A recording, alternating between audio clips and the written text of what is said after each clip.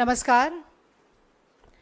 आज की एक बहुत ही महत्वपूर्ण प्रेस वार्ता में सभी मीडिया बंधुओं का मैं स्वागत करती हूं, अभिनंदन करती हूं और इस्तकबाल करती हूं।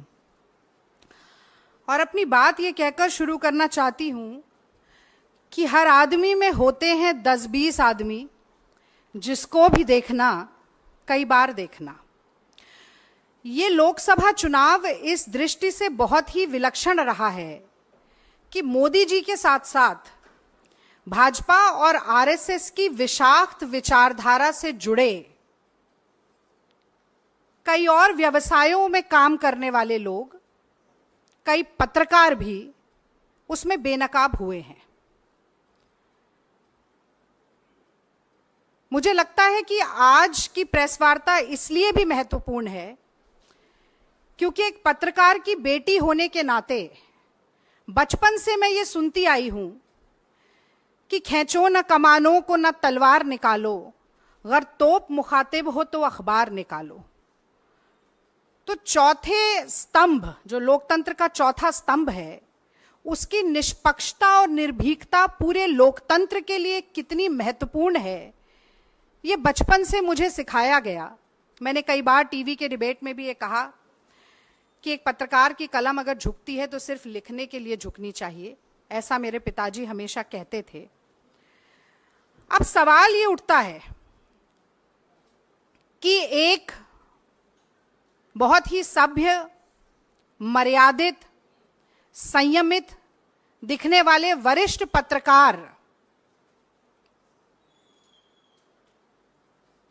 पत्रकारिता को कितने निचले स्तर तक ले जा सकते हैं, ये कल से वायरल हो रहे एक वीडियो ने दिखा दिया है। मैं तो रजत शर्मा जी से सीधे सीधे आज पूछना चाहती हूं कि जो अपशब्द रजत शर्मा जी ने कहे हैं, वो क्या उनकी आदत है, उनकी फितरत है, कांग्रेस और विपक्ष से उनकी नफरत है, या मोदी जी का चरण वंदन है? और मुझे लगता है कि कल से भारत के सोशल मीडिया प्लेटफॉर्म्स पर लाखों लोग जो अपनी राय, अपनी प्रतिक्रिया एक अभद्र टिप्पणी के ऊपर दे रहे हैं, उन सब के सामने सार्वजनिक रूप से एक स्पष्टीकरण या बयान जरूर आना चाहिए था। मैं थोड़ी सी क्रोनोलॉजी बताना चाहती हूं कि असल में हुआ क्या। पहले हम लोग सोच रहे थे कि वो दोनों वीडियो यहां पर दिखाएं, पर वो आपको मेरी टाइमलाइन पर जरूर मिलेंगे। ये वाकया है 4 जून का, जिस दिन नतीजे लोकसभा चुनाव के सामने आ रहे थे और मैं यहीं एआईसीसी के प्रांगण में बैठकर इंडिया टीवी पर बहस कर रही थी। अब होता ऐसा है कि अगर एंकर और प्रवक्ता साथ में बोल रहे हो, कांग्रेस की बढ़ती हुई टैली को देखकर गर्मजोशी का माहौल हो, शोर शराबा हो और टीवी स्क्रीन सामने ना हो, तो अक्सर बुदबुदाकर या धीरे से अगर कोई बात कही जाती है तो वो सुनाई नहीं दे पाती है। उस दिन मैं नहीं सुन पाई, मेरे सामने टीवी स्क्रीन भी नहीं थी। फिर ये वीडियो अचानक से वायरल होना शुरू हुआ। कल मेरे और पवन खेड़ा जी के संज्ञान में हमारे कुछ कांग्रेस के कार्यकर्ताओं ने भी, और ट्विटर यानी कि एक्स, पहले ट्विटर कहा जाता था, उस प्लेटफॉर्म पर भी हमें कई लोगों ने ये वीडियो भेजा। और मैं सच कहती हूं, पहले तो यकीन नहीं हुआ कि रजत शर्मा जैसे व्यक्ति सार्वजनिक तौर पर एक लाइव डिबेट में इतनी भद्दी गाली का प्रयोग कर सकते हैं। और चूंकि जो वीडियो हमें भेजा गया उसमें नीचे वो गाली लिखी हुई भी थी, तो मन नहीं माना कि ऐसा हो सकता है। हम इंडिया टीवी के प्लेटफॉर्म पर गए, वहां से जो उन्होंने खुद फुटेज डाली थी उस फुटेज को निकाला, उस फुटेज की उस क्लिप को निकाला जिसमें ये वाकया घटित हो रहा है।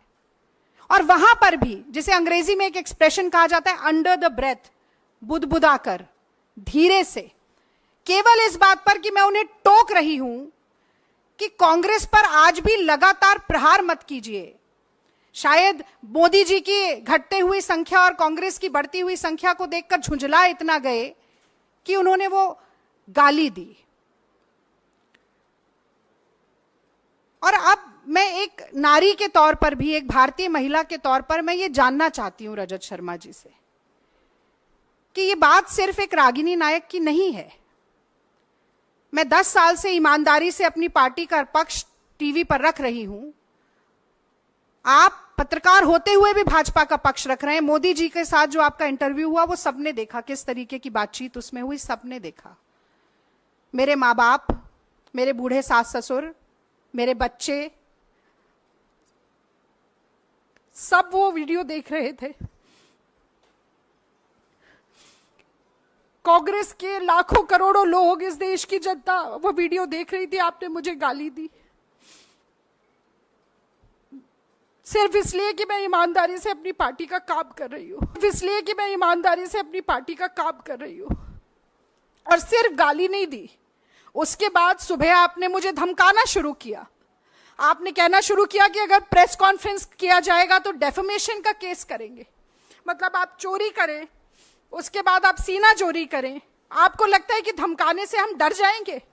और ये आंसू सिर्फ इसलिए नहीं है कि मेरा अपमान हुआ है, ये आंसू इसलिए कि आप सोचते हैं कि सत्ता का घमंड इतना है, अहंकार इतना है, आपको लगता है कि आप कुछ भी करेंगे और बच के निकल जाएंगे क्योंकि मोदी जी का हाथ आपके ऊपर है। आप गाली दें, उसके बाद आप कहें कि आप ही डेफेमेशन का केस करेंगे और कांग्रेस पार्टी पीछे हट जाएगी। मैं याद दिलाना चाहती हूं आपको रजत शर्मा जी, महात्मा गांधी ने इस देश में सबसे पहले अभय का पाठ पढ़ाया था। चंपारण में निलहे जबरदस्ती